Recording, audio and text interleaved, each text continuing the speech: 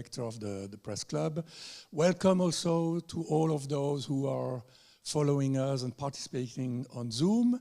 To those also who watch us on our website, www.pressclub.ch, as well as on our YouTube channel or on Facebook Live. So we have the pleasure today to have here speakers, eminent speakers, who will talk about the situation of political prisoners in Turkey. And without waiting any longer, I will give the word to Mr. Gianfranco Frattorini. Mr. Frattorini is the former president of the Organization Against Racism and for the friendship between the populations, between the people. And I give you immediately the floor, Mr. Frattorini. Thank you very much, Mr. Rucci. So we are here today, and I welcome all of you and also on the media to talk about the situation in the prisons in Turkey. It is commonly recognized that Turkey, under the governance of Mr. Erdogan, has gradually drifted towards an autocratic system, which is further strengthened after the July 2015 coup attempt. Thus, hundreds, even thousands of civil servants, members of the armed forces, teachers, journalists, lawyers, judges, national, regional and local elected officials have been arrested, arbitrarily detained and finally tried to heavy sentences by courts that seems to have difficulty ensuring their own independence. So much so that they are in the service of the executive power. Thus, the rule of law has come under severe attack in Turkey.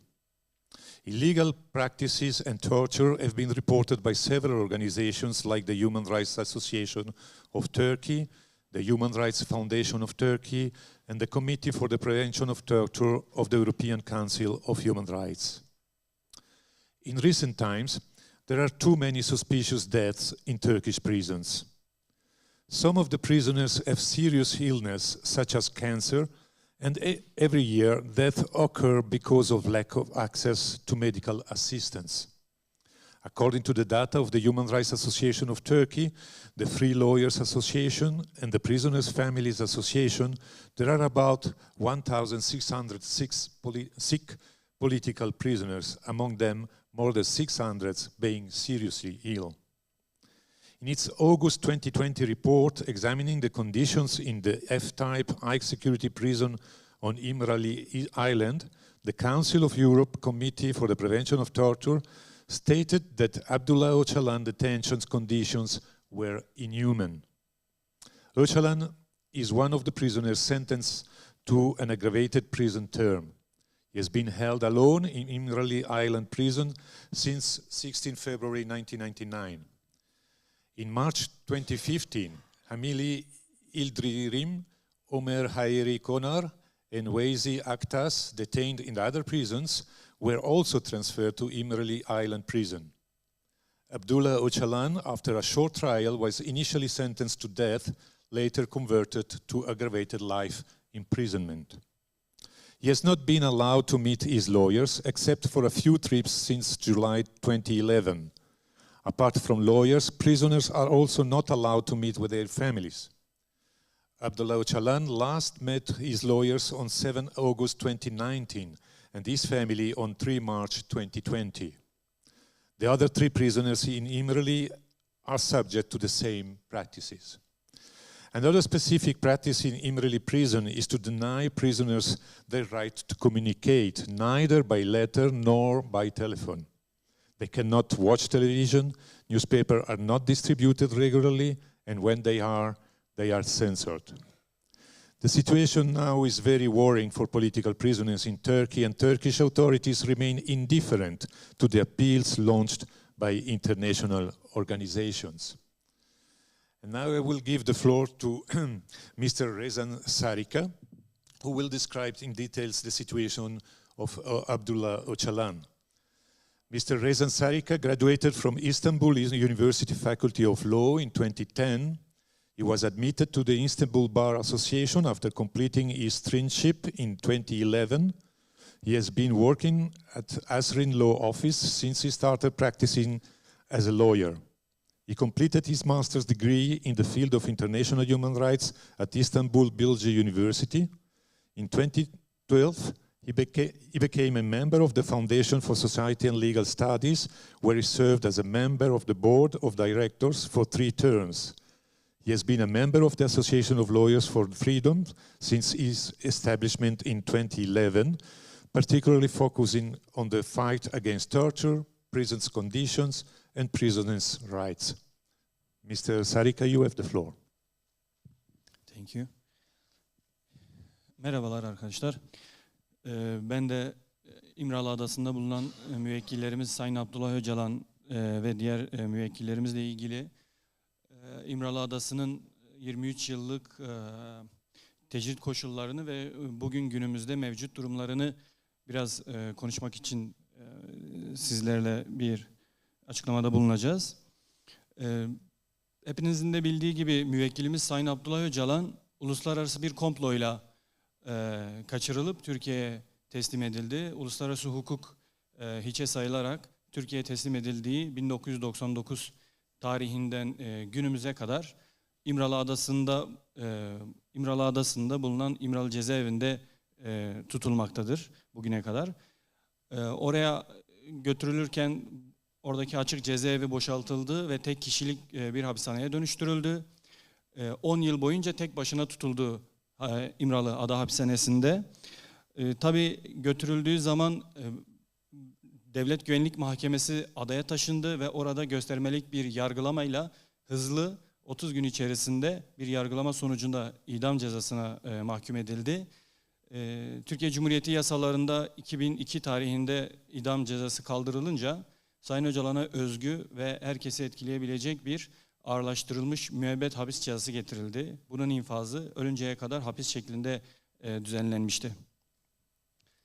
First of all, thank you so much for having us here. We'll be talking about the situation for the political prisoners in Turkey and specifically for Mr. Öcalan. Mr. Öcalan has been held in the İmralı Island prison in the Sea of Marmara since February 15, 1999. And when he was abducted by international conspiracy, handed over to Turkey. Until February 16, 1999, İmralı prison was just a semi-open prison where there were many prisoners and they could work in agricultural production. However, after Mr. Öcalan's kidnapping to Turkey, all the inmates in the İmralı prison were removed from the island and Öcalan was put in İmralı Island alone. For the next 10 years until November 17, 2009, he was held alone in solitary confinement. Mr. Öcalan in 1999 was sentenced to death with 30 days from May 31st, 1999 to June 29, 1999 in a speedy trial which State Security Council decided. Afterwards, Mr. Öcalan was moved to İmralı Island and in 2002, with removal of the death penalty from the Turkish law, he sentenced to aggravated life imprisonment until the death. Evet, Sayın Öcalan'ın İmralı'ya getirilmesiyle birlikte İmralı Adası havadan, denizden ve karadan askeri yasak bölge ilan edildi. Buranın yönetimi Adalet Bakanlığı'na bağlı şeklinde değil, Başbakanlık Kriz Merkezi tarafından yönetilmeye başlandı ve Başbakanlık Kriz Merkezi'nin çıkardığı bir yönetmelikle yönetildi. Yani olağan yasalarca değil, olağanüstü istisnai kuralların uygulandığı bir mekandı. Türkiye'nin infaz yasası ve yönetmeliğinin uygulandığı bir cezaevi olarak inşa edilmedi. Ayrı ve özel bir hukuk ve hukuksuzluğa tabi tutuldu. Birkaç örnek verecek olursak, yani diğer tüm cezaevlerinde mahpuslar kalabalık halinde kalabiliyor ve görüşebiliyorken İmralı'da Öcalan 10 yıl boyunca tek başına tutularak tam bir tecrit altına alındı. Diğer tüm cezaevlerinde mahpuslar gazete, dergi, radyo, televizyon gibi iletişim araçlarına ulaşabiliyorken İmralı'da Sayın Öcalan 14 yıl boyunca televizyonsuz bırakıldı, yasaklandı, gazeteye erişimi sansürlendi. Radyosu tek bir kanalla sınırlandırıldı verildiği süre boyunca da. Diğer cezaevlerinde haftanın mesai saatleri içerisinde her günü sürekli bir şekilde avukat görüşü gerçekleştirilebiliyorken İmralı'da haftada 1 ve 1 saat ile sınırlandırıldı. Avukat müvekkil görüşmelerinin gizliliği ise ilkesi uygulanmadı. Bütün görüşmeler izlenerek kayda alındı. After Mr. Öcalan was brought in the prison, in İmralı prison, it was declared a military exclusion zone by land, by the sea, and by the air. Following the establishment of the Prime Ministry Crisis Center in 1999 in Turkey, this Prime Ministry Crisis Center regulation decided, with extraordinary board, that İmralı prison was transformed into extraordinary and exceptional place. With internal management and living procedures were determined just not by the Ministry of Justice, but by the Crisis Center. It was subjected to special law. Actually, there was no any basis for the law. It was separate from all other prisoners in Turkey. So Mr. Öcalan did not enter the same law with any other prisoners in the world, in Turkey. And for example, while in all other prisoners can stay and can meet with each other, in İmralı, Öcalan was kept alone for 10 years in complete isolation. While in other prisons, prisoners had access to communication tools such as newspapers, radio, TV. In İmralı, TV was banned for 14 years, and access to newspaper was censored and limited. And there was only one radio channel. It was limited with official state's Turkish radio. It's called TRT1. While in other prisons, the prisoners had a lawyer meetings and can take place in almost every day and every week. In İmralı, this was only limited to 1 hour per week. The principle of lawyer-client confidentiality was not applied, and all meetings were monitored and recorded. There was no any word could be said with international law that attorney-client privilege. Gerçekleşen ve sayılan bu örneklerden çok daha fazlası aslında İmralı'da ayrımcı bir şekilde, sürekli olarak, sistematik bir şekilde uygulandı. Avrupa İnsan Hakları Mahkemesi 18 Mart 2014 kararında 99'dan 2009 tarihine kadar Sayın Öcalan'ın tutulma koşullarını işkence ve kötü muamele yasağının ihlali olarak nitelendirdi. So many more restrictions that we have examples and many discriminations imposed in İmralı Island.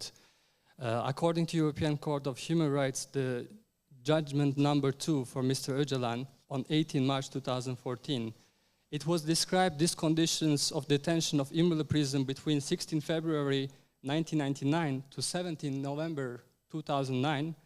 It was a violation of prohibition of torture and ill treatment. 17 Kasım 2009 tarihinde Sayın Öcalan'ın bulunduğu ada cezaevine 5 mahpus diğer cezaevlerinden getirildi. Yalnız bu mahpuslar Sayın Öcalan'ın yanına konulmadı. Onlar da Sayın Öcalan gibi başka hücrelere konuldular. Yalnızca hafta içi birer saat, 4 gün birer saat görüşme imkanı tanınabildi. Yani Sayın Öcalan'ın yıllardan bu yana maruz kaldığı haftanın 168 saatinin sadece 4 saati başka kişilerle görüşme imkanına döndü. Yani yoğun tecrit uygulamaları haftanın 164 saati uygulanmaya devam edildi. 2012'de İmralı'da Sayın Öcalan ile devlet yetkilileri arasında basına da yansıdığı üzere ilan edilen Kürt sorununun çözüm görüşmelerinin başlamasıyla birlikte 2015 yılının Mart ayında orada bulunan müvekkillerimiz çıkarıldılar. Sekreterya adı altında oraya başka 5 mahpus götürüldü. Bu 5 mahpus da tıpkı öncekiler gibi farklı hücrelere konuldu. Sürekli bir görüşme olanakları tanınmadı. Yalnız aynı yıl içerisinde oraya götürülen mahpuslardan 2 tanesi iradeleri dışında oradan çıkarıldılar. Ve orada şu an yalnızca Sayın Öcalan'ın yanında Sayın Ömer Hayri Konar, Sayın Veysi Aktaş ve Sayın Hamili Yıldırım kalmaktadır. On November 17, 2009, 5 more political prisoners were brought to İmralı Island from other prisoners in Turkey. However, the prisoners were detained in the prison under the supervision. They were not held with Mr. Öcalan, and each prisoner was placed in separate cells. They were only allowed to meet in common area 4 days a week for 1 hour each for the sports and conversation. In other words, Mr. Öcalan's continuous isolation has since turned into isolation that from 168 hours reduced to 164 hours. Prisoners transferred to İmralı were also included in the isolation circle, of course. As it will explain below, we will talk about it. In 2012, Mr. Abdullah Öcalan was transferred to İmralı, and will be explained again. These 5 political prisoners were released from İmralı in 2015 March. After the start of the talks between Mr. Öcalan and the state officials in İmralı in 2012, they were announced that the public, Mr. Öcalan inmates will be released from the prison, and they did. 5 other political prisoners, we will give the names: Çetin Arkaş, Nasrullah Kur'an, Ömer Hayrı Konar, Veysi Aktaş, Hamili Yıldırım. He was transferred to İmralı. However, these 5 prisoners were not kept together with Mr. Öcalan in the prison, like we said. They were all in the separate cells, and this was the situation until 2015 March. İmralı cezaevinde 1999-2022 yılları arasında avukat görüşme hakkı haftada 1 gün ve 1 saat ile sınırlandığını söyledik. 99-2011 tarihleri arasında avukat görüşmeleri her hafta görüşme başvurusu yapılmasına rağmen önemli bir kısmı gemi arızası ve hava muhalefeti gibi gerekçelerle sürekli olarak engellendi. 27 Temmuz 2011 tarihinde gerçekleşen son avukat görüşmesinden sonra İmralı'da avukat görüşmeleri sürekli bir şekilde yasaklandı. Bu avukat görüşmeleri 8 yıl boyunca hiçbir şekilde yaptırılmadı. Bu avukat yasağı ve tecrit uygulama önemli bir bölümü açlık grevleri ve ölüm oruçlarına girmeleri sebebiyle oluşan yoğun tepkiden kaynaklı 2 Mayıs 2019 ile 7 Ağustos 2019 tarihlerinde kısa bir süre için sadece 5 avukat görüşmesi gerçekleştirilebildi. Ve bu görüşmelerde Sayın Öcalan'ın isteği ve çağrısı üzerine mahpuslar ve siyasetçiler açlık grevlerine de son verdiler. Yalnız İmralı'da gerçekleşmesine izin verilen son avukat görüşmesi de 7 Ağustos 2019 tarihidir. O günden bugüne hiçbir avukat görüşüne izin verilmedi. İmralı'ya herhangi bir ziyaret kabul edilmedi. Yani İmralı'da tutulan diğer 3 mahpusun durumu açısından da önemli bir durum söz konusu. Oraya götürüldükleri Mart 2015 tarihinden bu yana 7 yılı aşkın bir süredir tek bir avukat görüşü gerçekleştiremediler. Between 1999 until today, the right to see lawyer in İmralı prison was limited to only 1 day, which was only 1 hour a week. Although lawyers applied for meetings every week between 1999 to 2011, most of the applications were rejected on the grounds of the ship breakdown or weather conditions. I would like to specify that in order to reach İmralı prison, you will need to have a special boat or ship, which is provided by the Turkish government. And they were giving reasons that there was a ship breakdown or the weather conditions were not good. Effectively, after these bans between July 27, 2011 to May 2, 2019, Mr. Öcalan was allowed to meet with his lawyers, with the effect of, because there was a hunger strikes and death fast initiated by the politicians in Turkey and in Europe for the situation of the political prisoners in Turkey. Mr. Öcalan was not allowed to meet with his lawyers in İmralı prison between May 2nd, 2019 to August 2019. Mr. Öcalan was allowed to 5 lawyer meetings. After these meetings, there were more requests. Prisoners and politicians ended their death fasts after the meetings with Mr. Öcalan was concluded. However, the Turkish regime approached the issue with another different matter. Lawyers were again banned going to İmralı prison after the last meeting in August 7, 2019. From August 7, 2019 to today, June 2022, there were no any lawyer visits in İmralı prison. The other three prisoners we talk about, Mr. Konar Aktaş and Mr. Yıldırım, also have not been allowed to meet with the lawyers since they were taken to İmralı prison in March 2015. And another aspect of İmralı isolation is that prisoners are prevented from meeting with their families. According to execution law in Turkey, prisoners... Okay, they were banned to meet with their families.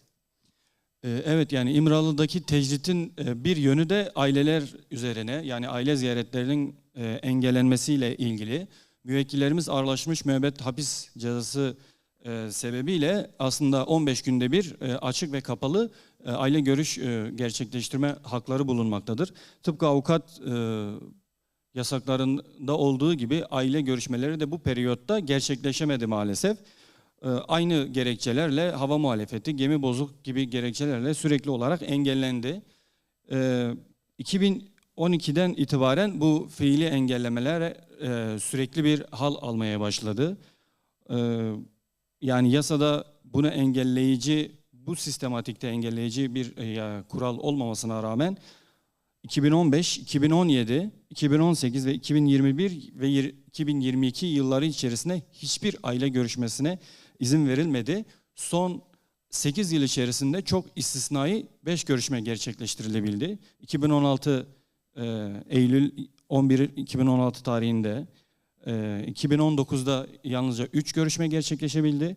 En son görüşme de 3 Mart 2020 tarihinde gerçekleştirildi.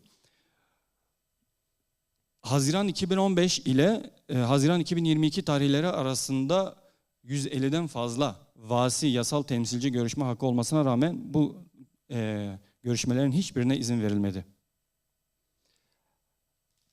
Even the aggravated life sentence prisoners are entitled to open meetings with their families once in every 15 days.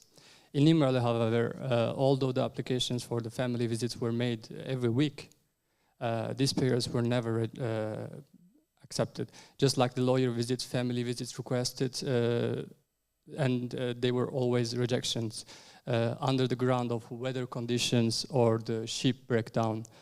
And more importantly, just like the de facto ban of the lawyer visits of the July 27, 2011, also there was a de facto ban on family visits was initiated in İmralı prison as of the beginning of 2012. With this ban, the lawyer visits, the family visits had no legal basis in Turkish law to be prohibited. Despite this, despite the applications also made in 2015, 17, 18, 21, and also this year in 22, despite all these applications, there was no any acceptance. Mr. Öcalan was allowed only one family meeting.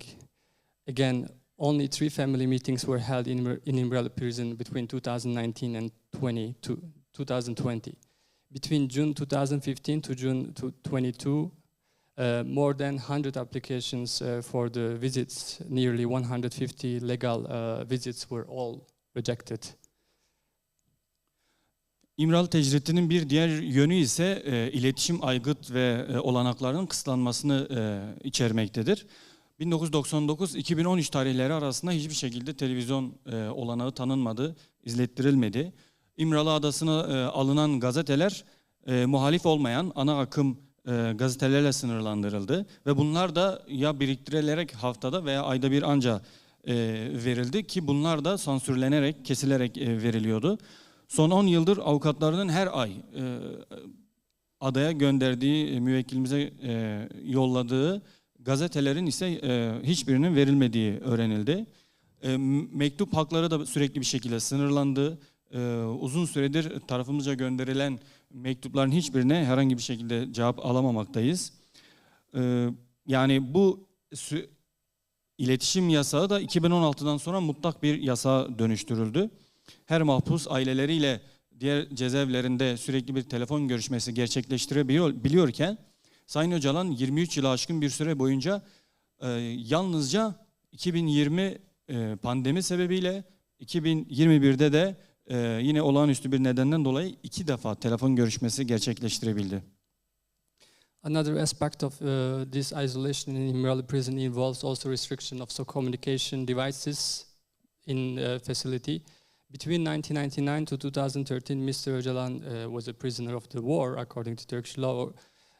For that reason, he was not allowed to own a television.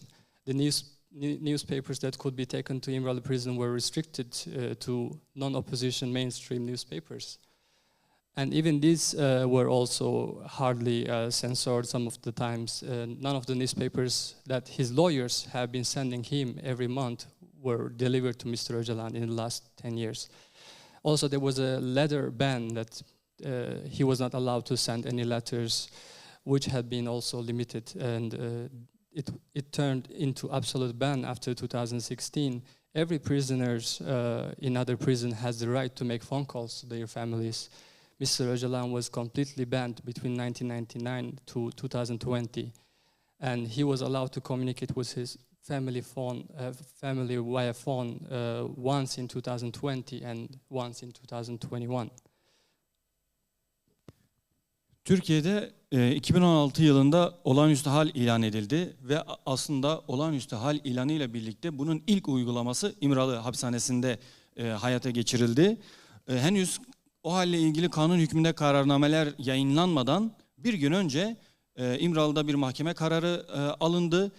Bugüne kadar fiilen engellenen bütün haklar mahkeme kararına bağlandı. Aile, avukat ziyaretlerinden tutalım her türlü haberleşme yolları da bir bütün olarak o hal süresi boyunca süresiz olarak ve o hale hiçbir ilgisi olmamasına rağmen yasaklandı. Burada yani şunu ifade etmek lazım. İmralı'da fiilen başlayan yasaklamalar 2005 tarihinde yasalara dönüştürüldü ve bu yasalara konulan kurallar bile aşılarak İmralı'da uygulanmaya başlandı. Bu aşılarak uygulanan durumlar 2016'da o halin kanun hükmünde kararname kuralı haline getirildi ve o hal boyunca kanun hükmündeki kararnamesinde uygulanan bu kurallar 2018 yılında torba yasayla kanunlara yerleştirildi ve kalıcı hale getirildi. Bu anlamıyla İmralı herkese tesir eder mahiyette antidemokratik yasaların üretildiği bir mekan olarak seyretmektedir.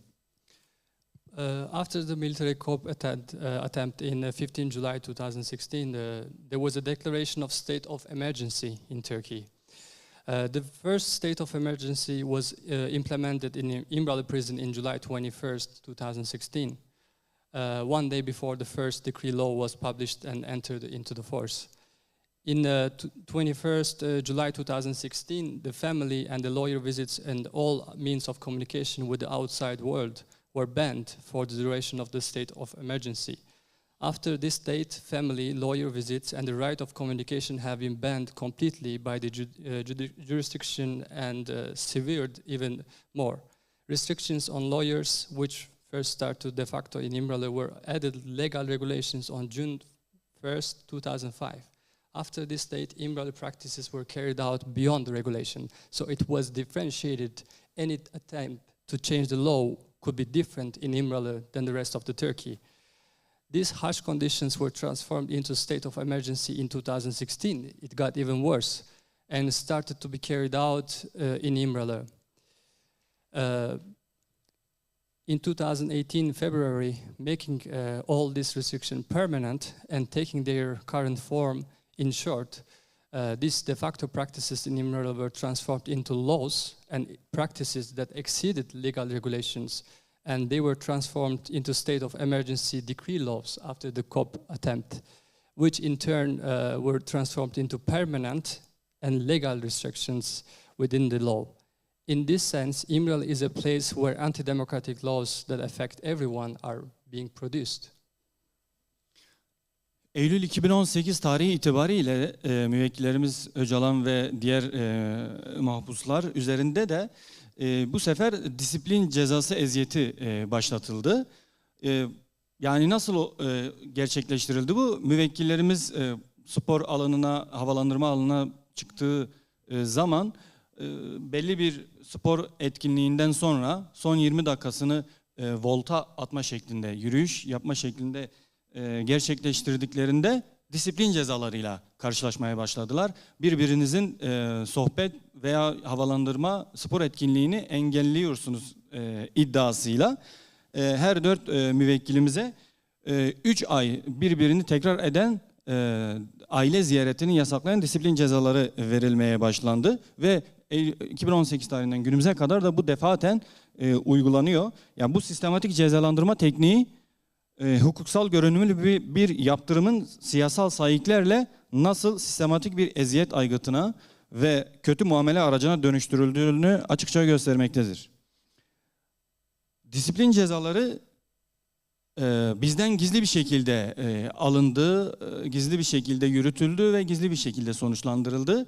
Buna dair herhangi bir itiraz süreci işlenmesine imkan tanınmadı. Bizler dosyaları talep ettiğimiz vakitte dosyaları hiçbiri bize gösterilmedi, incelettirilmedi ve karar örnekleri tarafımıza tebliğ edilmedi ki böyle bir kural herhangi bir yasa, anayasa ve sözleşmede de söz konusu değil. Bizler müvekkillerimiz adına iç hukukta ve uluslararası hukukta başvuru mekanizmalarını kullanma olanaklarından mahrum bırakıldık. Yani İmralı'dakilerin maddi ve yaşamsal tecrit halleri hukuksal tecritle de kuşatılmış durumda. As of September 2018, the right to communicate with Mr. Öcalan and the other prisoners have been subjected to disciplinary punishment and actions. All 4 prisoners who were also staying in İmralı Island were banned from family visit for 3 months on the grounds that they did sport for half an hour and the rest half an hour they were just chatting. So this was a punishment and disciplinary action that was taken by the administration until today, 2022 June. With the new punishment at the end of each 3-month sentence, they systematically use this technique. Clearly, that is showing legal sanction is transformed into the systematic torture device and ill-treatment tool with political motives. Disciplinary penalties are not communicated to lawyers, of course, and they were repeated and they were always carried on. Even the decisions of the jurisdiction are constantly taken to prohibit the disciplinary penalty files from being given to lawyers, which basically has any legal basis in the legislation. In this way, the detainees in İmralı prison are prevented from receiving legal assistance and from challenging this practice of punishment in domestic and international legal mechanism. The law and vital isolation of those in İmralı is also surrounded by their legal isolation. Yani İmralı cezaevinde bu şartlar altında yaşamak zorunda bırakılan Sayın Öcalan ve diğer müvekkillerimiz açısından mutlak tecrit hali bir kötü muamele, insanlık dışı bir muameleye dönüşmesi haliyle her geçen gün ve her geçen yıl aslında daha da artarak devam etti, kötüleşti. Eskiden en az yılda bir şekilde bir temas, bir görüşme sağlanmasına müsaade ediliyordu veya işte başvurular kısmen az önce bahsettiğimiz şekilde gerçekleşebiliyordu. Ama en son İmralı'dan, müvekkillerimizden Sayın Öcalan ve diğer müvekkillerimizden haber aldığımız tarih 25 Mart 2021 tarihi. O tarihten bu yana hiçbir görüşmeye izin verilmedi. Sayın Öcalan'la hayatıyla, yaşamıyla ilgili ciddi olumsuz haberler basına düşmüştü, dijital medyaya düşmüştü. Bunun yarattığı kaygı sebebiyle bahsettiğimiz o ikinci telefon görüşmesi yaptırılabilmişti. Ancak o telefon görüşmesi gerçekleştirilirken birkaç dakika içerisinde kesildi bilinmeyen bir nedenden dolayı ve bir daha bir görüşme gerçekleşemedi.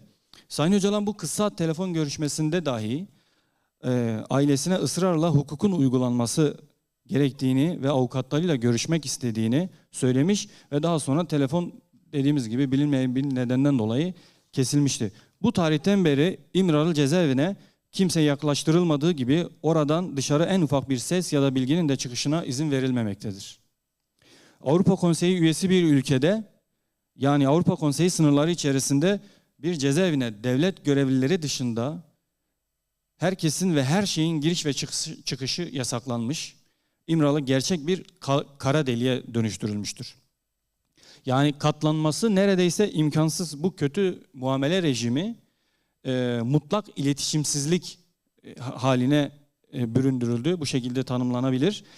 Mutlak iletişimsizlik koşullarında tutulma hali ağır bir hak ihlali olup her türlü hakkın ihlal edilme potansiyelini, riskini barındırmaktadır. Ve bu Birleşmiş Milletler'in İnsan Hakları Komitesi kararlarında hem de CPT'nin raporlarında sıklıkla tespit edilen bir durumdur.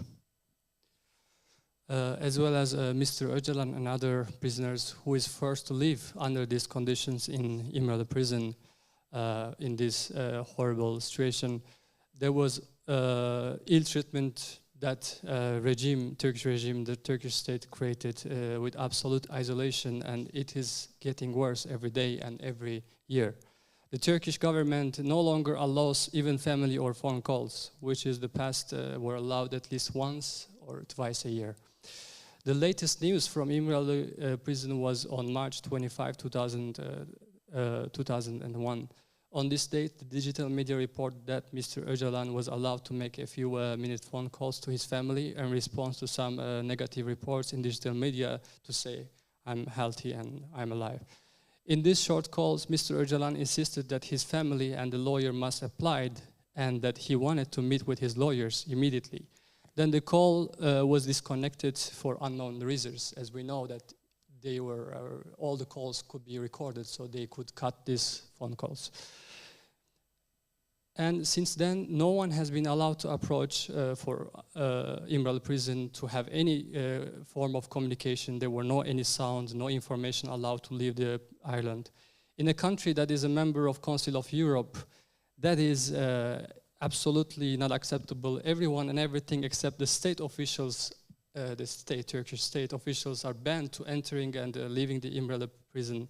İmralı completely has been turned into a real black hole in that form. This almost unbearable ill-treatment regime can also be defined as a state of incommunicado, which means absolute non-communication. The fact that being held incommunicado conditions is a grave violation of rights, and it's a potential risk that all rights may be violated, frequently identified both resolution of the UN Human Rights Committee and the CPT reports. İmralı cezaevi koşullarının uluslararası mekanizmalarca denetlenmesi de son derece etkisiz kaldı bu yıllar boyunca. Avrupa İnsan Hakları Mahkemesi 2014 tarihinde belirttiğimiz gibi ağırlaştırılmış müebbet hapis cezasının ölünceye kadar sürmesi şeklindeki düzenlemenin insanlık dışı bir düzenleme olduğuna hükmederek değiştirilmesi gerektiğini, yasal düzenlemelerin yapılması gerektiğine hükmetti. Öcalan kararından sonra Türkiye'de 3 başvuruda da aynı kararı tekrar etti ahim. Yalnız bu kararın üzerinden 8 yıl gibi bir süre geçmiş olmasına rağmen Türkiye herhangi bir şekilde bu karara uymadı, herhangi bir değişikliğe gitmedi. Değişiklik yapacağına dair politik ve hukuksal, yasal zorunluluk olan hukuki bir plan da sunmadı, irade beyanında da bulunmadı. Despite all the attempts and the monitoring of the İmralı prison conditions by the international human rights mechanism remains extremely ineffective, unfortunately. In its number second judgment for Mr. Öcalan in 2014, March 18, by the European Court of Human Rights, it is explained that a sentence of life imprisonment until the death eliminates the right of hope by denying the possibility of parole. And therefore, it is an inhuman treatment, and stated that legal regulations on this issue should be changed. The European Court of Human Rights repeated the same decision in 3 other applications from Turkey. 8 years after this judgment, the government has not made any changes yet, and the sentence of imprisonment until the death has not been presented with any legal plan or declaration of any intention to make any changes by the Turkish regime, which is a political and legal obligation that required. İmralı cezaevini bahsettiğimiz gibi 2011 Temmuz'unda avukat yasağına yasa dışı bir şekilde avukat görüşmeleri yasaklanınca avukatlarınca ahime acil kodlu bir başvuru yapıldı. söz konusu mutlak tecrit koşullarının kötü muamele olması sebebiyle müdahalesi ve bir karar verilmesi istendi. Yalnız acil kodda olmasına rağmen AHİM 8 yıl boyunca hiçbir şey yapmadı. Hükümete başvuruyu gönderme prosedürünü bile 2019 tarihinde ancak gerçekleştirilebildi. Bu 8 yıl ilginçtir. Bu 8 yıl boyunca da İmralı'da hiçbir avukat görüşmesi gerçekleştirilemedi. Şu an bir karar aşamasında olan bir başvurudan bahsediyorum. Yani 2011 yılında yapılan başvuru 11 yıl geçmesine rağmen AHİM tarafından herhangi bir karara bağlanmış değildir. Again, in October 2011, when the ban of the lawyers in İmralı prison was initially and illegally initiated, Öcalan's lawyers applied to European Court of Human Rights with a demand of urgent agenda and measures to be taken due to complete closure of the İmralı prison to legal supervision. The European Court of Human Rights, on the other hand, even made a procedure of requesting a response from the Turkish government on this urgent application in 2019 and kept the application pending for 8 years. During these 8 years, İmralı prison was completely closed to the lawyer visits. Although 11 years have passed since 2011 application, the European Court of Human Rights still has not ruled anything until today. Aynı yetersiz yaklaşım Avrupa İşkence Önleme Komitesi CPT açısından da geçerli. Yani CPT kurulduğu günden bu yana veya İmralı Ada Hapishanesi'nin inşa edildiği 99 tarihinden bu yana CPT takip etmekte ve raporlar yayınlamaktadır. Tabii ki İmralı'daki tutulma koşullarına dair aylık ve 3 aylık sürelerle avukatlar tarafından da sürekli CPT bilgilendirildi ve briefinge edildi. CPT özellikle 2011'den bu yana devam eden avukat yasakları döneminde İmralı'yı ziyaret edebilecek ve oradakilerin yaşam, sağlık ve tutulma koşulları hakkında bilgi alabilecek neredeyse tek hükümet dışı kurumdu. Ancak CPT 2011 ve 2022 tarihleri arasında yalnızca 3 ziyaret gerçekleştirdi. 2013, 2016 ve 2019 tarihlerinde. Ki bu süreler içerisinde sürekli Türkiye'ye ziyaretleri de oldu. Ve İmralı Ada Hapishanesi'nde olağanüstü birçok gelişmeye rağmen de facto ziyaret yetkisi olmasına rağmen bu yetkileri kullanmadı. Tabii ki yayınlamış olduğu raporlarda aslında İmralı'daki mutlak tecrit koşullarının işkence yasağına aykırı olduğuna dair güçlü tespitler de yapıldı. Ancak hükümeti tutum değiştirmeye zorlayacak etkili bir ziyaret, denetim ve prosedür etkinliğine girmemeyi tercih etti. CPT raporlarındaki tespitler İmralı gerçeği karşısında prosedürlerle güçlendirilmeyen, sistematik ziyaretlerle denetlenmeyen, etkisizleşen ve tüm bu özelliklerle hükümeti mevcut tecrit halini sürdürme konusunda adeta cesaretlendiren bir tutumu yansıtmaktadır. Also, a similar approach, just like the European Court of Human Rights, applies to European Committee for Prevention of Torture, CPT. The CPT has been closely monitoring and reporting on İmralı prison since its establishment. Likewise, all development in İmralı prison are reported to CPT in a monthly basis. And also, sometimes it's reported quarterly reports by the lawyers of Mr. Öcalan. The CPT was almost only non-governmental organization that was able to visit İmralı and obtain information, only one organization. It was crucial visits because CPT could get most fundamental information based on the living health conditions of detention, and especially during the ban of the lawyers that has taken place since 2011. However, CPT made numerous visits to Turkey between 11 to 2022.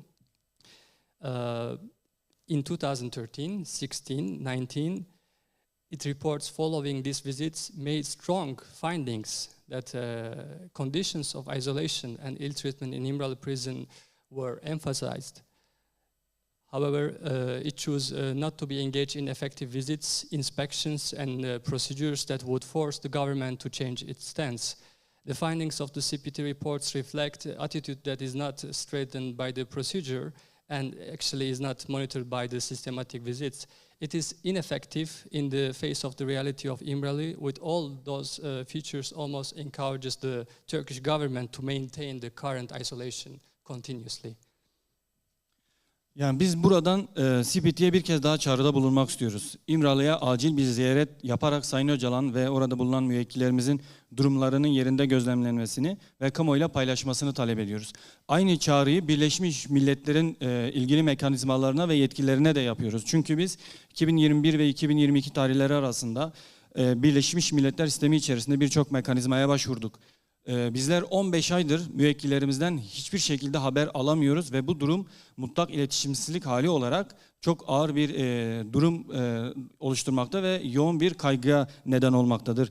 Bizler Birleşmiş Milletler İnsan Hakları Komiserliğine, yine Birleşmiş Milletler İşkence Raportörü Acil Eylem Birimine ve İşkence Raportörü Alt Komitesi'ne başvurularda bulunduk.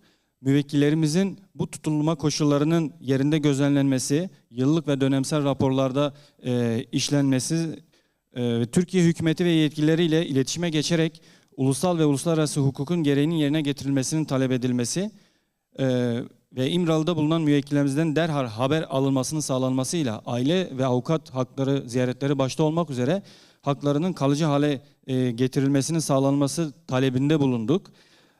Sayın Öcalan ve diğer müvekkillerimizin üzerinde ağır insan hakları ihlalleri sistematik bir boyuta ulaşmıştır yıllar boyunca ve kaybedilen her zaman telafisi güç ve imkansız sonuçlara yol açmaktadır.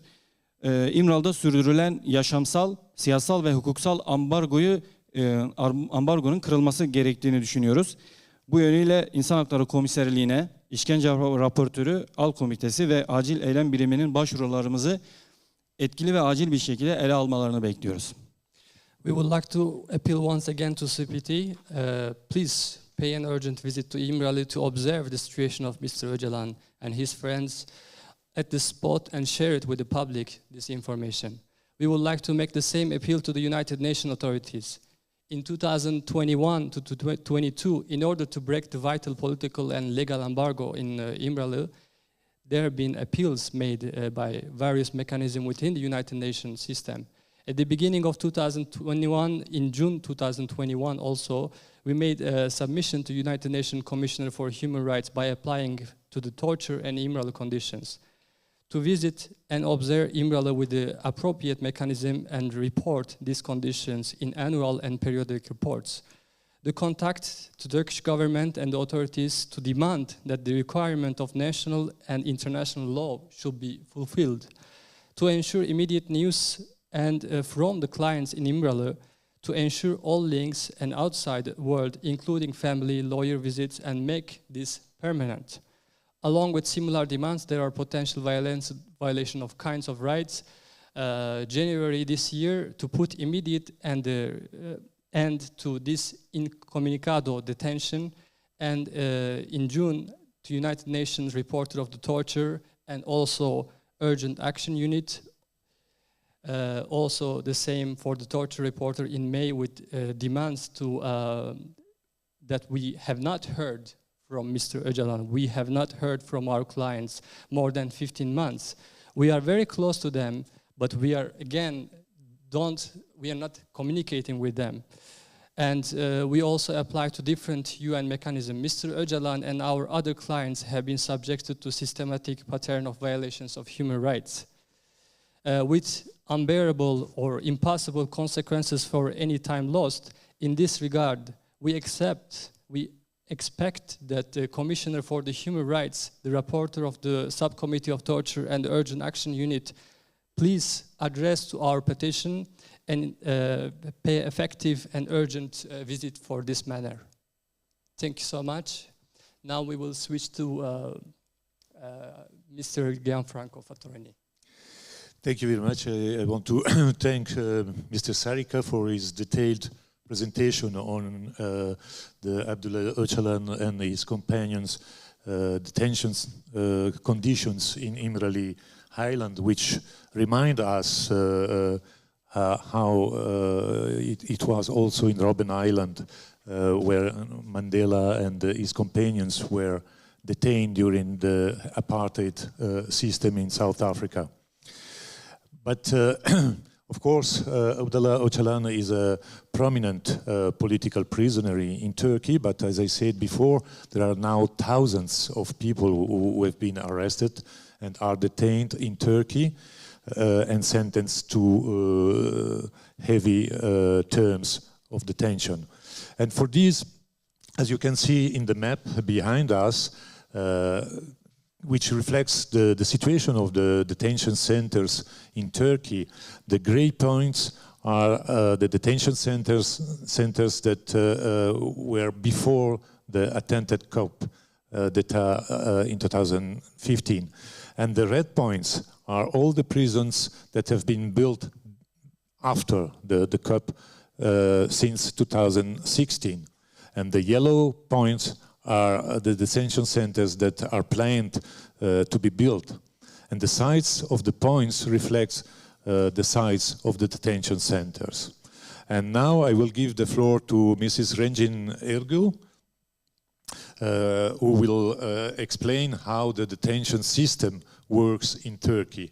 Mrs. Ergül graduated from law faculty of 9 Eylül University in 2011 and went to a master in human rights law at Istanbul Bilgi University. Mrs. Ergül is a human rights defender with an extensive experience on access to fundamental rights, prohibition of discrimination, women's and refugee rights. Throughout the years, Mrs. Ergül has collaborated with several organizations, including the Libertarian Lawyers Associations, now called the Association of Lawyers for Freedom, Foundation for Society and Legal Studies, that she co-chaired in 2018, and also the Human Rights Resources Development Foundations. Today, Mrs. Ergül is Secretary General of the Association of Lawyers for Freedom. Mrs. Ergül, you have the floor. Merhabalar. Öncelikle bize burada bu imkanı tanıyan, mikrofon ses geliyor mu? Bu imkanı tanıyan Avrupalı dostlarımıza teşekkür ediyoruz. Ben bugün biraz daha Türkiye hapishanelerindeki genel çerçeveyi, hak ihlallerinin genel çerçevesini ifade etmeye çalışacağım. Genel olarak Türkiye hapishanelerinde insan hakları ihlalleri artık yaygın, yerleşik ve sistematik bir hale geldiğini söyleyebiliriz.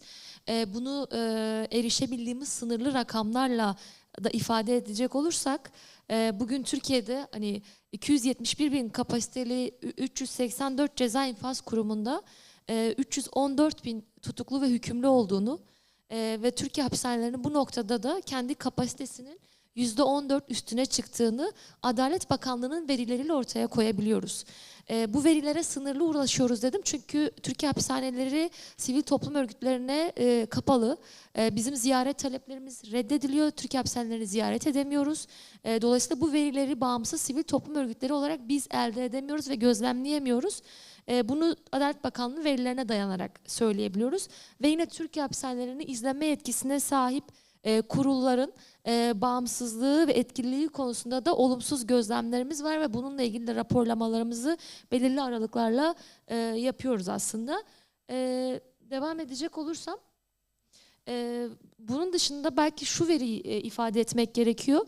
Hapishanede bu 314 bin tutuklu ve hükümlünün 38.537'sinin tutuklu yargılandığı, yani hükümlü olmadığı, cezasının kesinleşmediği bir tedbir olarak tutuklu yargılandığını, bunun 200'ünün LGBTİ mahpus, 10 bininin yabancı mahpus, 581'inin engelli mahpus olduğunu ve 18 yaş altı 2076 çocuğun tutulmakta olduğunu ve yine anneleriyle beraber hapishanede kalan 383 çocuğun bulunduğunu ve aslında bu 383 çocuğun 12.173 kadın mahpus yanında kalan 383 çocuk olduğunu ve 5.275 sayıda da 65 yaş üstü mahpus olduğunu söyleyebiliriz.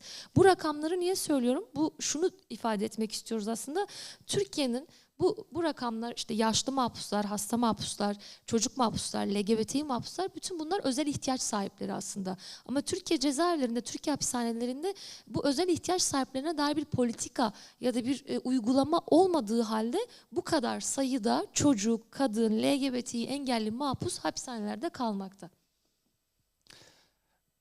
I should have to specify all the numbers that I will share with you are limited. We hardly can get numbers from the Turkish prisons as we do not have access to have any information directly from the Turkish prisons. So these numbers are given by the Ministry of Justice, by the Turkish government. Human rights violations in Turkish prison are becoming widespread every day, and it's being systematically. According to data for the General Directorate of the Prisons of Detention, House of the Ministry of Justice, as of end of this March 2022, there is 314,000 prisoners in Turkey. There are 384 execution institutions in Turkey. 269 of them are closed and 86 of them are open. There is also 10 women prison which is closed and 7 open women prison. And there's also 8 juvenile closed and 4 juvenile education houses. According to data of the Ministry of Justice, there are, like we state, 314,000 detainees, and that convicts 384 penal execution institutions with a capacity of only 271,000. So the capacity of the prisons in Turkey is 271,000, but there are, according to their number, 314,000 detainees. Overcrowding leads to further human rights, violation of human rights conditions, and it is a negative observation on the independence and effectiveness of monitoring the boards that show that one of the most basic guarantees of the protection of human rights in the prison is being missed. On the other hand, the space for the democratic struggle shrinking because the democracy and human rights are being erased both in practice and in the theory. This situation makes it imperative and increase the capacity of the civil society organizations monitoring the human rights conditions of prisoners in Turkish prison. So according to latest figures, the overcapacity rate in Turkey is 14%, so it is 14% more than actual capacity. There is 96,718 prisoners are in open prisons and 217,000 which are in closed prisons. Of these prisoners, 275,000 of them are convicted and 38,000 still they remain. They are not convicted yet. 200 of the prisoners are LGBTs. 10,000 of them are foreigners. 581 of them handicapped. 1,453 them are aggravated life sentence prisoners. This is according to figures shared in 2014. The Turkish regime does not share with the civil society and NGOs the statistic those sentenced to aggravated life prisons sentence. Most of them are political prisoners, of course. 5,275 of them are prisoners that over the age of 65. And there are also 39,000 prisoners in prisons who are able to continue their education, and 60,000 of them are insured. They can engage in professional activities. There are 2,076 children under the age of 18. They are in prison, including 69 girls. There are 12,173 female prisoners and 383 children living with their mothers after the birth. Tek bir tablo üzerinden Avrupa Konseyi'nin 2020 raporu var, Space raporu. Orada kapasite Avrupa hapishanelerinde, Avrupa Konseyi'nin üye ülkelerin hapishanelerindeki kapasite ve bu kapasiteye bağlı olarak infaz memuru başına düşen mahpus sayısı ile ilgili bir tablo var. Bu tabloda Türkiye 1. sırada. Yani bir infaz koruma memuruna 4.8 mahpus düşmesiyle Avrupa Konseyi'nde Türkiye 1. sırada ve bu tablonun maksimum seviyesini belirleyen bir pozisyonda. Bu da aslında Türkiye hapishanelerinin kapasitesinin nasıl üstüne çıktığını, Türkiye'deki insan hakları savunucularının, demokrasi savunucularının, Kürt siyasetçilerin, toplumsal muhalefetin hapishanelerde tutulduğunu ve ortaya koyan bir tablo aynı zamanda.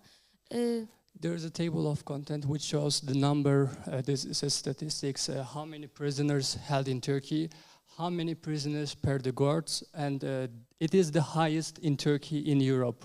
It is actually Turkey is at the line that which is determines what is the maximum number. In Turkey that is 4.8. We can give example of Switzerland. Switzerland 6906 mahpus var. 1,5 infaz In memuru Switzerland, var. there's 6,000 prisoners. That means 1.5 prisoners per guard. In Turkey, there's 317,000 according to these numbers, which means 4.8 per guard, which is overcrowded and hard to manage. Bu tabloları sebep olan çerçeveyi çizecek olursak bu tam olarak Türkiye'de infaz kanunu, terörle mücadele kanunu gibi ve ceza kanunu gibi kanunlarla aslında toplumsal muhalefete nasıl ayrımcı düzenleme yapıldığı, daha uzun süreli hapis cezaları konusunda nasıl ayrımcı bir düzenleme yapıldığı ortaya koyacak bir şekilde bu düzenlemelerden bahsedebiliriz. Bunun en açık örneklerinden birisi Covid-19 sonrası dünyada pandemi ilan edilmesi ve bu pandemi ilan edilmesi sonrasında özellikle CPT'nin, Birleşmiş Milletler İnsan Hakları Komiserliği'nin, Avrupa Konseyi İnsan Hakları Komiserliği'nin yayınladığı ilkeler ve çağrılar vardı. CPT bu dönemde hapishanelerde yapılacak kısıtlamalara dair kıstasları açıkladı aslında. Temel hak ve özgürlüklerin daha fazla sınırlandırılmaması noktasında bir takım ilkeler yayınladı. Avrupa Konseyi İnsan Hakları Komiserliği ve BM İnsan Hakları Komiseri ise Türkiye'ye özellikle politik mahpusları, gazetecileri, siyasetçileri tutuklu yargıladığı bu kişileri serbest bırakması yönünde çağrıda bulundu.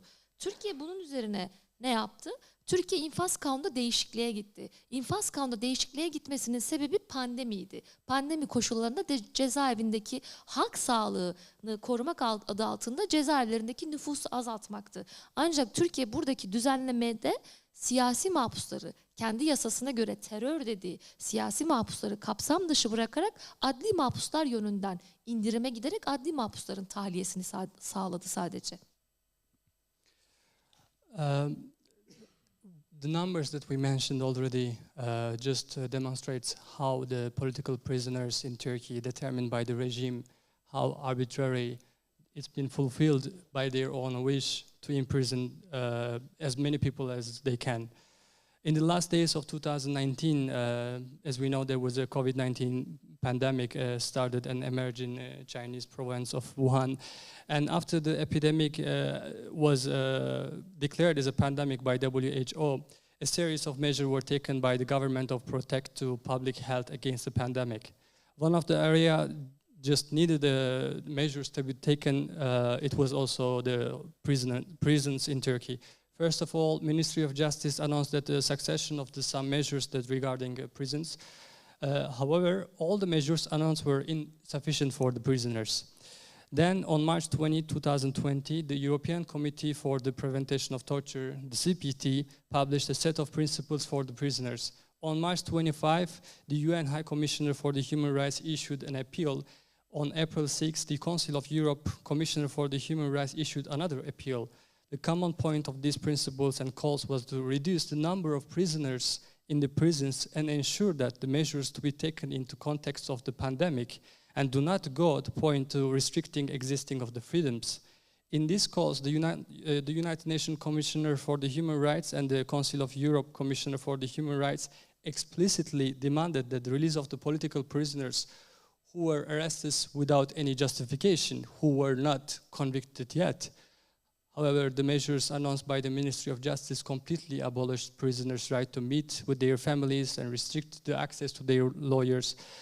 The law currently being debated in the parliament excludes all prisoners convicted on political grounds.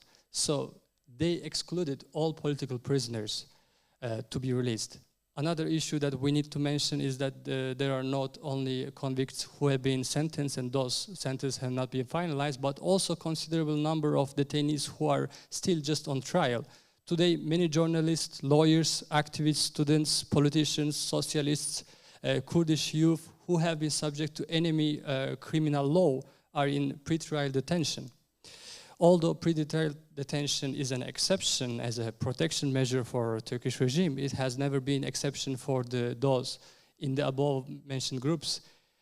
It's always been continues to use a tool of reasoned by the government. Apart from these published principles and calls, when we look at the decisions of the European Court of Human Rights on the pandemics in the prisons, the European Court of Human Rights emphasized that the spread of such a disease, especially tuberculosis, hepatitis, HIV, AIDS, and now it's COVID, should be public health problem, especially in a prison environment.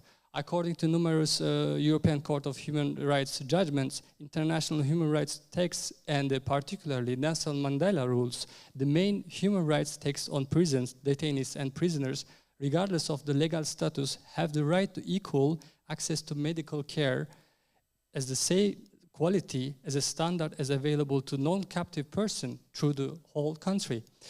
In the execution package, no charge was made to conditional release for the crimes of the terrorism crimes and organized crimes. There was a conditional release, almost 75% of reduced sentence for those offenders of the sexual abuses and drug traffickers. So Turkey decided to keep the prisoners for the political reasons, but release those who were convicted for sexual abuse and drug uses. The article of the anti-terror law in Turkey lists the crimes committed for the purpose of terrorism one by one. In addition, it's not clear whether the crimes in those in anti-terror law are terrorist offenses or not. In the recent judicial practice, there is an uncertainty in this regard that is not based on any legal criteria. In this situation, we would like to emphasize that it is imperative to make assessment by insisting that anti-terror law in Turkey should be abolished completely. Because there is Article 5 and 17 in the anti-terror law are related to execution. These should be also evaluated separately. Terör tanımında, yani Türkiye'de terör suçu kapsam dışı bırakıldığında bu tür düzenlemelerde, ancak terör suçunun ne olduğu tam olarak tanımlanmıyor. Yasada da terör suçu diye bir tanım yok aslında ve bu yargı pratiğinde bir belirsizliğe de sebep olmakla birlikte sürekli böyle yasal değişikliklerde devletin siyasi yasa koyucunun terör suçu dediği suçları kapsam dışı bırakmasına sebep oluyor. Bu konuda Birleşmiş Milletler'in, Avrupa Konseyi'nin ve Avrupa Birliği yetkililerinin Türkiye'yi sık sık uyardığını ve çeşitli raporlarında Türkiye'nin terör tanımını geniş tuttuğu ve bunu daraltması gerektiğine dair konuşmalarını, raporlarına denk geliyoruz.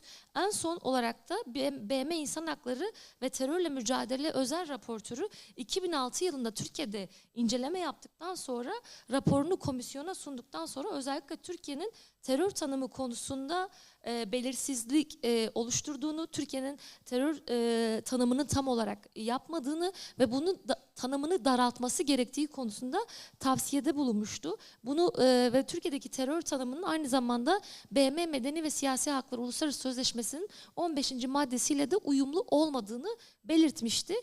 Uluslararası hukukta da aslında belirli bir terör tanımı yok ve bu terör tanımı ve terör suç tanımının belirli olmayışı siyasi yasa koyucuların keyfi uygulamalarına, keyfi yasal düzenlemelerine sebep oluyor maalesef Türkiye açısından da. As we mentioned, all this anti-terror law was created by the Turkish regime currently, and in constitution there is no such a law. So if they release the prisoners, they can exclude those who are political prisoners based on their arbitrary decisions because they created something called the anti-terror law. In also international area, there is no any specific anti-terror law that's really clear. So officials from the United Nations, the Council of Europe, and the European Union often says Turkey's definition of terrorism is too broad. Therefore, Turkey should narrow it and make a clear definition of terrorism. The violation caused by the broad definition and terrorism can be very, very clear in the reports released by the human rights organization, and the journalist organizations also define that. The definition of terrorism in Turkish legislation, Martin Scheinin, in the United Nations Special Rapporteur of Human Rights and Counterterrorism, conducted that investigation in 2006. And in 2006, his report released that UN Commission on Human Rights, which was discussed at the 62nd session of the Commission, the definition of terrorism, the reporter recorded, it's called Recommendation of Definition. Human rights violations in Turkish prisons are becoming, becoming very, very main reason for the people to be charged with the terrorism offenses. And to be brought to line with international norms and standards, in particular with the principle of legal and as stipulated Article 15 of the United Nations International Convention of the Civil and Political Rights, which is ICCPR, claims terrorism offenses to death or acts of the grave violence against persons or hostage taking. It was recommended that international conventions to be taken into account when drafting a new legislation against terrorism. So Turkey completely denied that and did not do that, taking into account that terrorism should be defined separately and beyond the acts that constitute terrorist offenses themselves. There is no definition of terrorism in international law. It only specifies which crimes are terrorist offenses. In the international arena, there are 2 European conventions and various international conventions and protocols to which these conventions refer that specifically what constitutes as a terrorist crimes. In the law number 5-75 on the execution of sentences of security measures, it just states inequalities and discriminatory practices in Turkey. And also Article 107, it says the criminal security measures that regulates the provision of the conditional release. And we will continue. Buradaki ayrımcı uygulamanın en açık örneği ağırlaştırılmış müebbet hükümlüleri ve hasta mahpuslar. Türkiye'de idam cezasının kaldırıldığı 2002 yılından sonra ağırlaştırılmış müebbet hapis cezası getirildi ve bu ağırlaştırılmış müebbet hapis cezası siyasi yasa koyucunun tabiriyle terör suçları kapsamında ölünceye kadar hapis cezası anlamına geliyor ve ölünceye kadar hücrede çektirilen hapis cezası anlamına geliyor. Bu yasada da böyle geçiyor. Kişilerin cezalarını ortaya koyan müddetnamede de bu hapis cezasının ölünceye kadar çektirileceği açıkça yazılıyor. Bunun dışında hem bu hapis cezasının ölünceye kadar olması hem de ağırlaştırılmış, yani terör suçu kapsamında ağırlaştırılmış müebbet hapis cezası alan bir hasta mahpus söz konusuysa normalde infaz kanununda hastalık sebebiyle infaz erteleme, yani kişinin cezası bitmeden tahliye edilmesi mümkünken terör suçu kapsamında ağırlaştırılmış müebbet hapis cezası alan bir mahpus varsa hastalık sebebiyle dahi tahliyesi mümkün değil. Yani dolayısıyla bir siyasi mahpus terör iddiasıyla ağırlaştırılmış müebbet ölünceye kadar hapis cezası aldığında hastalık geçirse dahi, hastalığı sebebiyle cezaevinde kalması mümkün değilse dahi yasal olarak da fiili olarak da tahliye edilmiyor.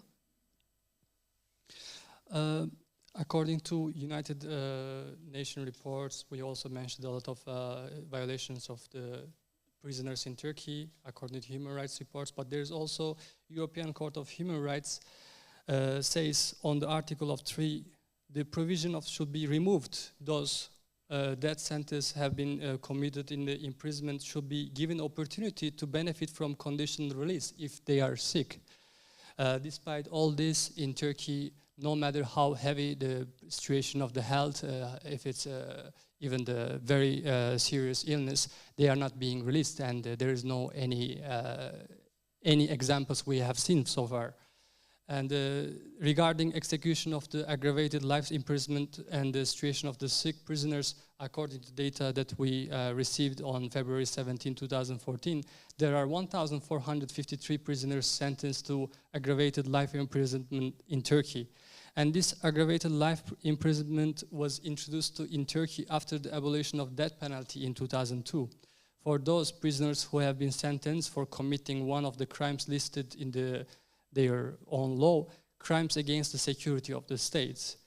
And this was, according to their law, execution of the criminal and security measures, that execution of the convict's sentence cannot be interrupted in any other circumstances, even the prisoner is sick. Hasta mahpuslar açısından yine bir diğer düzenleme infaz kanununda dediğim gibi hasta bir mahpusun infaz ertelemesi yani cezası bitmeden tahliyesi yasal olarak mümkün. Bu konuda infaz kanununun işaret ettiği tek resmi bilirkişilik kurumu Adli Tıp Kurumu ve Adli Tıp Kurumu genel olarak pratiğiyle ortaya koyduğu özellikle siyasi mahpuslar nezdinde Dünya Sağlık Örgütü'nün kıstaslarına uymayan raporlar vererek kişilerin cezaevinde kalabileceği yönde raporlar vermekte yoğun olarak. Ve Adli Tıp Kurumu cezaevinde kalamaz raporu verse dahi yine bu kanundaki düzenleme doğrultusunda Cumhuriyet savcıları eğer bu kişinin tehlike arz ettiğine, toplum güvenliği açısından tehlike arz ettiğine karar verirse cezaevinde kalamaz raporuna rağmen hasta mahpuslar tahliye edilmiyor. Bunu şöyle bir rakamla ortaya koyabiliriz. Yine dediğim gibi rakamlar sağlıklı olmamakla birlikte Ocak 2022 sivil toplum verilerine göre son bir yılda Türkiye hapishanelerinde 59 kişi şüpheli şekilde yaşamını yitirdi.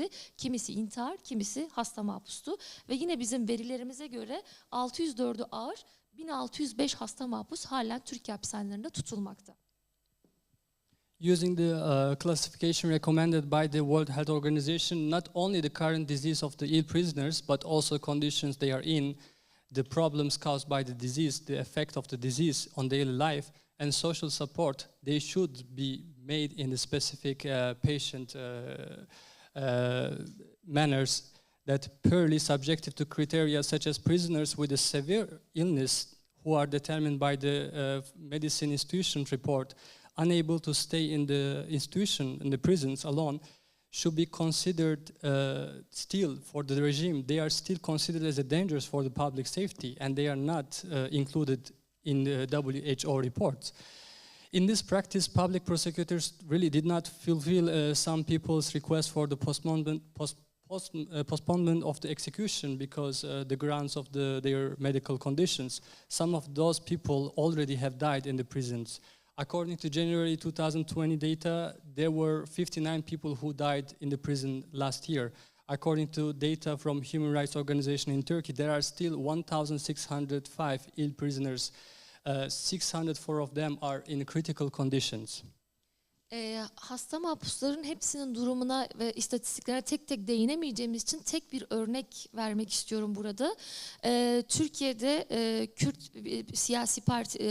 siyasi partisinde ilk kadın eş başkan olan Aysel Tuğluk hapishanede demans hastalığı geçirdi ve sevgili Aysel Tuğluk'un ilk yatış ve tetkiklerini yapan hastanenin cezaevinde kalamaz raporuna rağmen Adli Tıp Kurumu Aysel Tuğluk'un cezaevinde kalabileceğine dair rapor verdi ve ben kendim de bizzat Aysel Tuğluk'la yıllardır görüşen ve son hastalık döneminde de görüşen birisi olarak Aysel Tuğluk'un cezaevinde kalmasının şu anki koşullarının insan onuruyla bağdaşmayan bir muamele anlamına geldiğini bir hukukçu olarak ifade edebilirim. Of course, I cannot go into detail because we don't have time to each those prisoners, but I will give example of Mrs. Aysel Tuğluk, who is a lawyer and a human rights defender, also was taking as a official member of parliament in Turkish parliament. And as someone who are visiting Ms. Tuğluk all the time on some basis in the past, I could say that Ms. Tuğluk was diagnosed with dementia, which is a kind of Alzheimer, and could not meet her daily needs, and it's getting really in a critical condition. She was transferred to hospital and brought back to prison. She was kept in a solitary confinement in a prison cell for 14 days, and the prison administration still denies to release on no matter how many reports states that Ms. Tuğluk cannot stay in the prison. Süremiz bittiği için son bir cümleyle sadece bir diğer ayrımcı uygulamayı ifade etmek istiyorum. İdare ve Gözlem Kurulu denilen yani mahpusun iyi halini ve tahliyesi için son kararı veren yapı ile ilgili son istatistiğe göre adli mahpusların serbest bırakılması yönünde %11'i hakkında olumsuz karar verilmişken siyasi mahpuslar yönünden %24'ünde olumsuz karar verilmiş durumda. Bu da Adalet Bakanlığı'nın verilerine göre söylüyoruz. Yani biz söyleyeceğimiz son şey, yani Türkiye'de siyasi yasa koyucunun terör, bizim siyasi mahpuslar dediğimiz mahpuslar açısından yasal olarak da, fiili olarak da, de facto olarak da ayrımcı uygulamalar, uzun tutukluluk süresi, hasta mahpusların tahliye edilmemesi gibi sorunlar devam etmekte. Bu sorunlar o kadar can yakıcı hale gelmiş ki biz hapishanelerin genel koşullarına dahi değinemeden bu konuşmamızı sonlandırmak zorunda kalıyoruz. Söyleyeceklerim genel olarak Türkiye hapishanelerine dair bunlar. Sizin sorularınızla zenginleştirebiliriz. I would like to, I know that there is no enough time, so I will just mention my last paragraph. According to reports that we are getting, the numbers that were given by the state, there is a prison administration which decides who can live on parole. And the numbers say for the other prisoners, it's 11% of the denial for the parole for the other prisoners. But for the political prisons, this number is 24%. And this is still shows legally in the practice and the de facto way these issues in the prisons still persist. And we just try to give you a little bit of insight how it looks in Turkish prisons. And this is my conclusion, and we will be taking the questions. Yes, thank you very much. Thank you very much, Mrs. Ergül, for your detailed presentation on the dramatic situation in the Turkish prisons. And now we have just a few minutes left for a Q&A section. So if anyone wants to raise a question. Yes, please.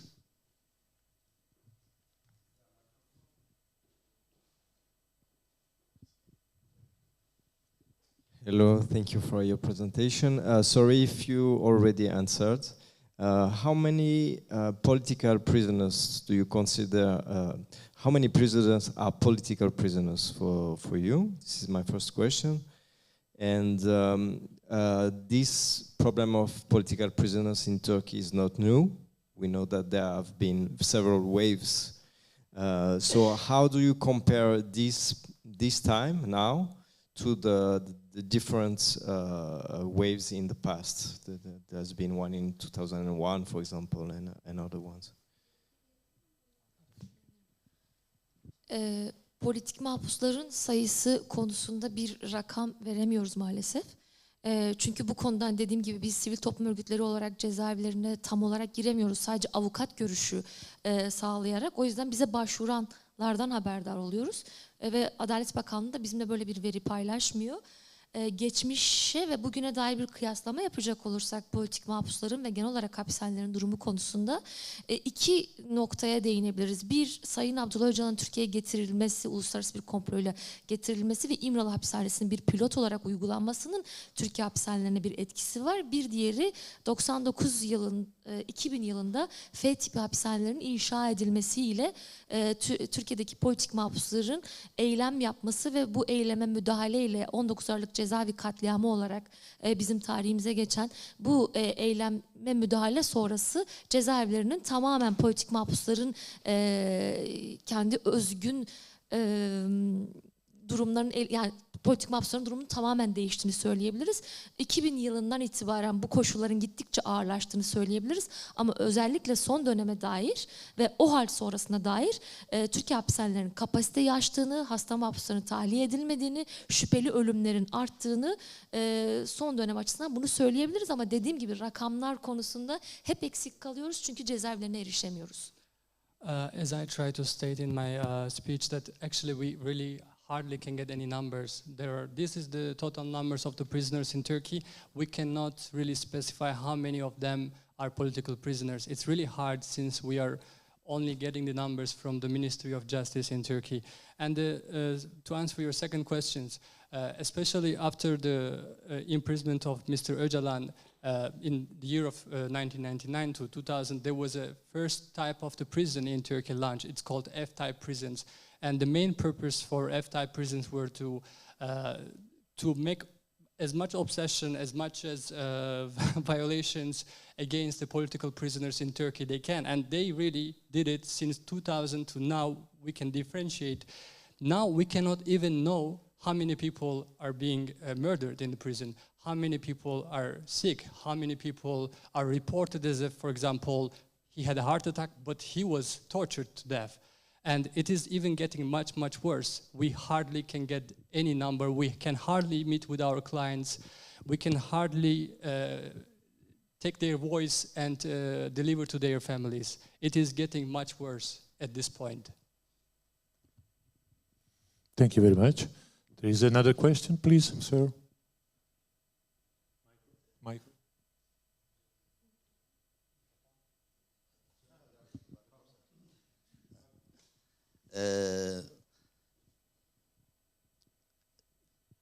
Özellikle benim sorum Rezan arkadaşa. Bildiğiniz gibi uzun süreden beri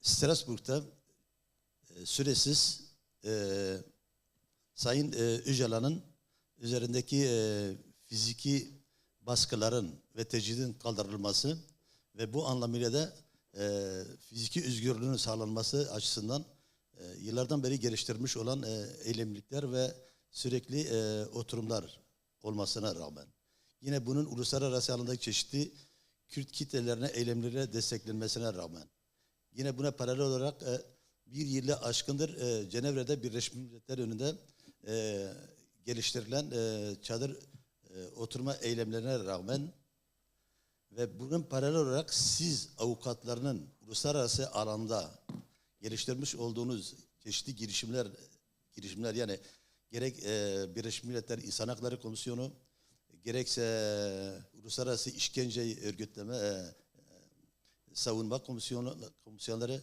gerekse Uluslararası Af Örgütü ve buna benzer kurumlar nezdinde geliştirmiş olduğunuz bütün çalışmalara rağmen bu kadar güçlü bir sahiplenme, bu kadar güçlü bir kitlesel eylemlilik olmasına rağmen ve uluslararası alanda da belirli tepkiler olmasa, cılız tepkiler olmasına rağmen bu kurumların özellikle Türkiye devleti nezdinde sessizliğini bozmamasının nedenlerini neye bağlıyorsunuz?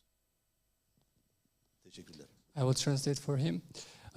Since years there's been protests in Strasbourg for the freedom of Mr. Öcalan. Also to lift the measures which is being Mr. Öcalan being isolated in İmralı prison.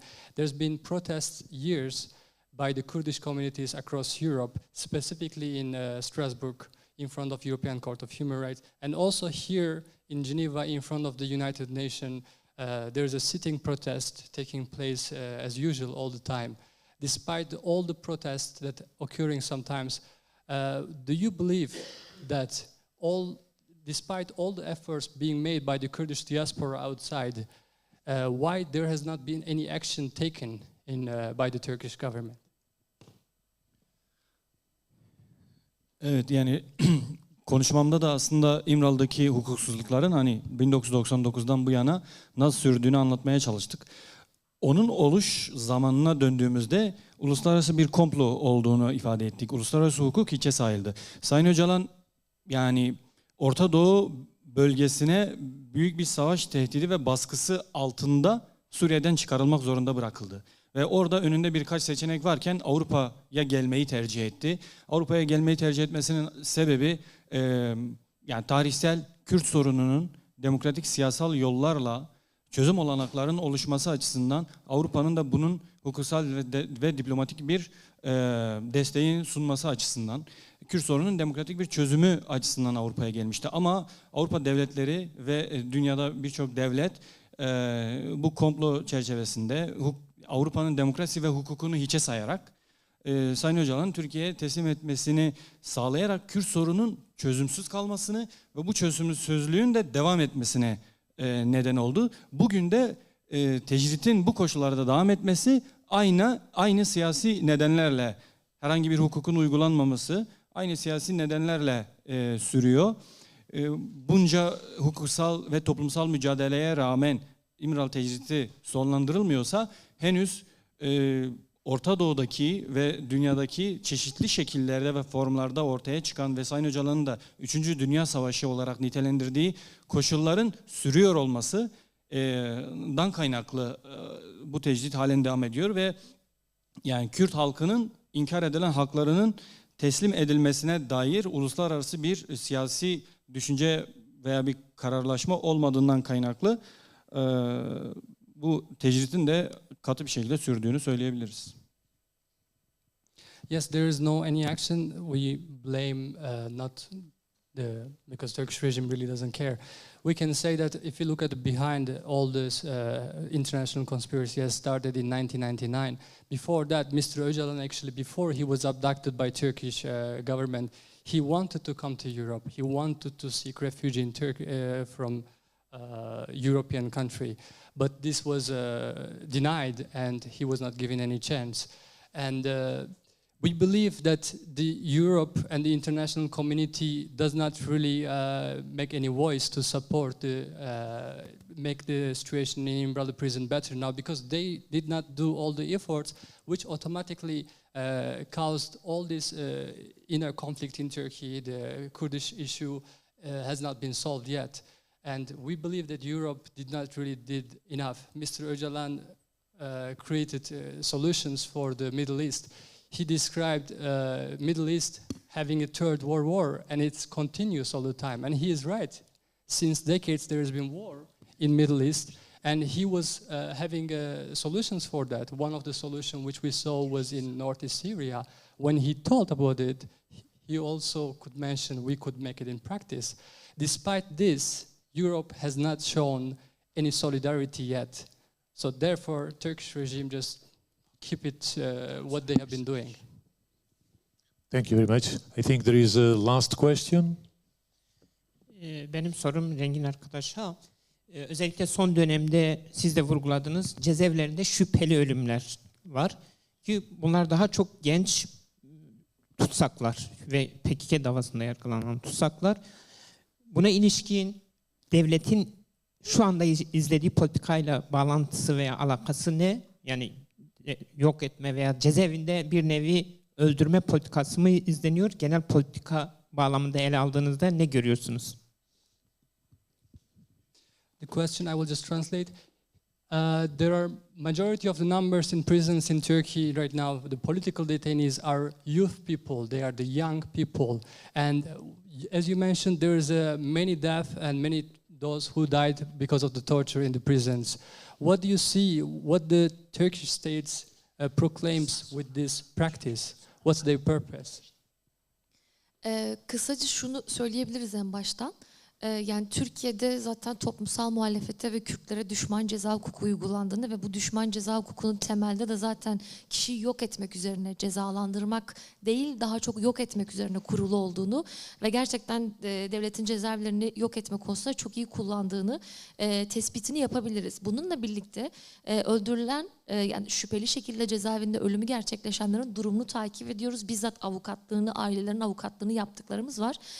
Türkiye burada da prosedürlere uygun davranmıyor. Örneğin bir şüpheli ölüm gerçekleştiğinde Minnesota otopsi protokolüne göre otopsinin yapılması, avukatın ailenin haberdar edilmesi, avukatın otopsiye girmesi, bağımsız bir hekimin otopsiye girmesi sağlanması gerekirken Türkiye otopsi yaptıktan sonra bize haber veriyor genelde ve bu otopsilerde genelde zaten Adli Tıp Kurumu tarafından çok da ölümüyle yani devlette şüpheli bir pozisyona sokmayacak şekilde bir resmi bilirkişilik olarak veriliyor. Bununla birlikte açılan soruşturmalarda Reza'nın takip ettiği, benim takip ettiğim dosyalar var. Bu soruşturmaların çoğunluğunda da takipsizlik veriliyor. Devlet şüpheli ölüm noktasında da fail olarak kabul edilmiyor. Biz bunları takip ediyoruz ancak bunu muhtemelen ancak Avrupa İnsan Hakları Mahkemesi aşamasına getirince ihlal alabileceğimizi düşünüyoruz. Yani temelde de devletin politikasının tam olarak da zaten bu mahpusları yok etme iradesine dayandığını düşünüyoruz. As I try to mention that most of the political prisoners are imprisoned in Turkey with arbitrary decisions, the clear procedure, it looks like this. The Turkish state would like to destroy every Kurdish person that is threat for them. The Kurdish who are opposing them, the Kurdish who are resisting them. That is the reason they are doing this practice. And the prisons are the best place for them to destroy any threat they have. They have been murdering, they have been killing all the opposition people, the youth, the women, the sick prisoners. And after the suspicious death, usually what happens, your lawyer should be informed and there should be autopsy where your lawyer can enter the room and see if the person really died according to reports or the person was tortured to death. Unfortunately, this does not happen anymore. The Turkish government, the regime is just giving the reports saying this person died, you cannot do the autopsy, you cannot enter, this is the end. For that reason, we say almost most of those suspicious deaths are being arbitrary in prison under their political motive of destroying every enemy that they have. And they are not afraid to say that in the Turkish media, of course. Thank you very much. And now the very last short question, please. Merhabalar, ben Medya Haber TV'den Meltem. Kısa 2 sorum olacak Rezan Bey'e. Öncelikle kendisi konuşmasında tecridin 3 boyutunu açtı. Tecridin siyasi boyutuna dair de bir tespitleri var mı? Bu konuda da kısa bir değerlendirme yapabilir mi? İkincisi, geçtiğimiz hafta Türkiye'de 775 avukat Adalet Bakanlığı'na Abdullah Öcalan'la ilgili bir görüşme başvurusunda bulundu. Bu görüşme bu başvuru incelemeye alındı mı? Ve daha sonra bu konuda ne yapacaklar? Teşekkürler. 775 avukat Adalet Bakanlığı'na başvuruda bulundu. Bu başvuru incelemeye alındı mı ve bundan sonra ne yapacaklar tecride dair? Okay, first of all, I would like to really learn that we talk about the isolation towards Mr. Öcalan and what is the political motive, political dimension on that reason. And the second, there were 775 lawyers in Turkey which made an application to end the isolation in İmralı Island. What is the situation on that? İlk sorunuz açısından yani evet yani siyasal bir tecrit durumunun yaşanmasının sebebi bahsettiğimiz gibi Kürt sorununun inkar edilmeye devam edilmesi ve çözümsüzlüğü konusunda bir siyasi çizginin varlığını korumasından kaynaklı. Çünkü Sayın Öcalan gerek Kürt halkının milyonlarca imzasıyla Avrupa Konseyi'ne sunduğu, özgürlüğünü istediği politik özne konumundan kaynaklı, gerekse de tarihsel bir gerçeklik ifadesiyle Kürt sorunun çözülmesinde yani Sayın Öcalan'ın muhataplığı ve sorumluluğu ve gücü söz konusu.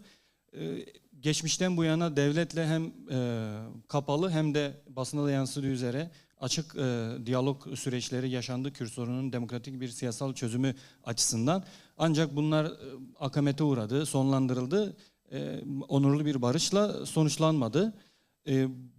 Çözümsüzlüğün devam ediyor olması ve mevcut koşullarla Kürt halkının hem hakları ve Kürt sorununun inkar edilmesi sebebiyle Sayın Öcalan'ın pozisyonunu, rolünü oynayamaması açısından siyasal bir tecrit olduğunu belirtebiliriz. Bir diğeri Sayın Öcalan'la ilgili zaman zaman kamuoyunda birçok şey söylenebiliyor. Herkes söz hakkına sahip ama Sayın Öcalan kendi söz hakkını kuramıyor. Kendisiyle ilgili yapılan değerlendirme ve yorumlara karşı düşüncelerini ifade edemediğinden kaynaklı da siyasal bir tecrit, hukuksal bir tecrit olduğunu tekrar belirtebiliriz. Evet, sizin de belirttiğiniz gibi yüzlerce avukat İmralı'daki tecrite karşı Sayın Öcalan avukatlığını üstlenmek ve avukat görüşünün gerçekleşmesi için Bursa Cumhuriyet Başsavcılığına ve İmralı Cezaevi İdaresi'ne başvuruda bulundu. Başvuruyu alıyorlar ancak bizim de her hafta yaptığımız gibi başvuruyu herhangi bir cevap vermiyorlar. Olumlu olumsuz. Tabii ki bunu olumlu karşılamadıklarından dolayı da zımnen reddettiklerini söyleyebiliriz. Ama henüz herhangi bir tarafımıza ulaşmış bir bilgi söz konusu değil. To answer for the second question, yes, there have been this application to apply by 775 lawyers, but as it happens in weekly basis, like we also saw that there has not been any answer for that. They simply deny and they ignore it. For the first question, yes, Mr. Öcalan is a political figure, is a main actor for the solving the Kurdish issue in Turkey, and Turkish government is aware of that. And we believe this total isolation is just because Turkish regime do not want any solution in Turkey regarding this issue. This has been by years, and now in the most needed time, Mr. Öcalan does not have a voice. Everyone can talk about it, everyone can say something about it, but the most importantly, our clients has not his own voice. Mr. Öcalan, during the peace talks in the past years, was a main actor. He showed concrete solutions for this problem. He was the main actor that time and still is, but Turkish government, with this total isolation, try to ignore the fact and impose this isolation and oppression to Mr. Öcalan to deny just the fact that there is a problem and the main actor who to solve this problem does not exist. For that reason, yes, it is a politically motivated isolation. That's the answer. And then for the second one, again, those applications 775 lawyers make, like we facing, there has been never answer, and it's just basically being ignored. Thank you. I thank you. And with this, we are running out of time, and I would like to thank the Club Suisse de la Presse for their flexibility, and of course thank Mr. Sarika and Mrs. Ergul for their detailed presentation, and of course the interpreter, and all of you for your attendance here in the conference, and for anyone who wants to have more details on the issue and the situation in the prisons in Turkey, they can contact the Kurdish Office of Human Rights here in Geneva. Thank you very much to all.